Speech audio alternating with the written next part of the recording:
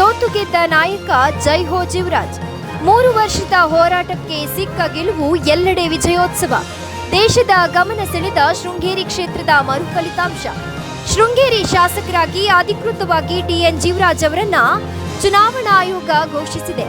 ಈ ಮೂಲಕ ಜೀವರಾಜ್ ಅವರ 3 ವರ್ಷದ ಕಾನೂನು ಹೋರಾಟಕ್ಕೆ ನ್ಯಾಯ ಸಿಕ್ಕಿದೆ. ಹೈಕೋರ್ಟ್ ಆದೇಶದ ಮೇರೆಗೆ ಶೃಂಗೇರಿ ಕ್ಷೇತ್ರದ ಅಂಚೆ ಮತಗಳ ಮರುಮತ ಎಣಿಕೆ ಕಾರ್ಯ ಮುಕ್ತಾಯಗೊಂಡಿತ್ತು. ಆದರೆ ಫಲಿತಾಂಶ ಘೋಷಣೆ ಆಗಿರಲಿಲ್ಲ. ಭಾನುವಾರ ಚುನಾವಣಾ ಆಯೋಗ ಅಧಿಕೃತ ಘೋಷಣೆ ಮಾಡಿದ್ದು, ಹಾಲಿ ಶಾಸಕರಾದ ಟಿಡಿ ರಾಜೇಗೌಡ ಅವರೆದುರು 2023ರ ಫಲಿತಾಂಶದಲ್ಲಿ ಪರಾಜಿತ ಅಭ್ಯರ್ಥಿಯಾಗಿದ್ದ ಟಿಎನ್ ಜೀವರಾಜ್ ಅವರು ಗೆದ್ದು ಬೀಗಿದ್ದಾರೆ.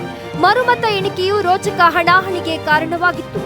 ಕೊನೆಗೆ ಜೀವರಾಜ್ ಮುನ್ನಡೆ ಸಾಧಿಸಿದ್ದರು. ಸದ್ಯ ಚುನಾವಣಾ ಆಯೋಗದಿಂದ ಅಧಿಕೃತ ಘೋಷಣೆಯಾಗಿದ್ದು, ಜೀವರಾಜ್ ಗೆಲುವು ಸಾಧಿಸಿದ್ದು ಶೃಂಗೇರಿ ಕ್ಷೇತ್ರದ ನೂತನ ಶಾಸಕರಾಗಿ ಆಯ್ಕೆಯಾಗಿದ್ದಾರೆ. ಶನಿವಾರ ರಾತ್ರಿ ರಾಜೇಗೌಡ ಗೆದ್ದರು ಎಂದು ಸಂಭ್ರಮಾಚರಣೆ ಮಾಡಿದ್ದರು. ಆದರೆ ಅದು ಅಧಿಕೃತ ಘೋಷಣೆ ಆಗಿರಲಿಲ್ಲ. ಫಲಿತಾಂಶ ಪ್ರಕಟಿಸುವಂತೆ ಜೀವರಾಜ್ ಪರ ವಕೀಲರು ನೋಟಿಸ್ ನೀಡಿದ್ದರು. ಮಧ್ಯರಾತ್ರಿ ಚುನಾವಣಾ ಆಯೋಗ ಅಧಿಕೃತ ಘೋಷಣೆ ಮಾಡಿದೆ. 3 ವರ್ಷಗಳ ಬಳಿಕ ಅಂಚೆ ಮತಪತ್ರಗಳ ಮರು ಎಣಿಕೆ ನಡೆಸಿ ಕಾಂಗ್ರೆಸ್ಸಿನ ಟಿಡಿ ರಾಜೇಗೌಡ ಶಾಸಕತ್ವ ಕಳೆದುಕೊಳ್ಳುವಂತೆ ಆಗಿದೆ. ಬಿಜೆಪಿ ಕಾರ್ಯಕರ್ತರಲ್ಲಿ ಹೊಸ ಹುಮ್ಮಸ್ಸು ಮೂಡಿದೆ. ನಾನು ಮೊದಲನೇದಾಗಿ ಹೇಳಬೇಕಂತ ಹೇಳಿದ್ರೆ, ನಾನೊಬ್ಬ ಶೃಂಗೇರಿ ತಾಯಿಯ ಗುರುಗಳ ಭಕ್ತ. ನಾನು ನನ್ನ ಒಟ್ಟು ರಾಜಕೀಯ ಜೀವನದಲ್ಲಿ ಯಾವಾಗ ಗೆಲುವಾದಾಗಲೂ ಸೋಲಾದಾಗಲೂ ಗೆಲುವನ್ನೂ ತಾಯಿಗೆ ಅರ್ಪಿಸೋಗಿದ್ದೀನಿ. ಸೋಲಾದಾಗ ತಾಯಿ ಆಶೀರ್ವಾದ ಕೇಳಿ ಹೋಗಿದ್ದೀನಿ, ಗುರುಗಳ ಆಶೀರ್ವಾದ ಕೇಳಿದ್ದೀನಿ. ಇವತ್ತು ಅದೇ ಕಾರಣಕ್ಕಾಗಿ ತುಂಬ ರಾತ್ರಿ ಆಯಿತು. ಆ ಕಾರಣದಿಂದ ಈಗ ಬಂದಿದ್ದೇನೆ.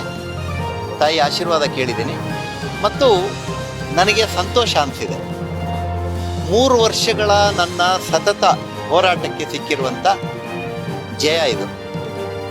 ನಿಮ್ಮಲ್ಲಿ ಕೈ ಮುಗಿದು ಕೇಳ್ಕಂತೇನೆ, ನೀವು 5 ದಿನ ಸಮಯ ಕೊಡಿ. ನಿಮಗೆ 5 ವರ್ಷ ಸಮಯ ಕೊಡ್ತೇನೆ ಮತ್ತು ನಿಮ್ಮ ಕೆಲಸಗಳನ್ನು ಮಾಡ್ತೇನೆ. ನಮ್ಮೂರು ಎಕ್ಸ್‌ಪ್ರೆಸ್, ನಿಮ್ಮ ಸುದ್ದಿಯ ಜೊತೆಗಾರ.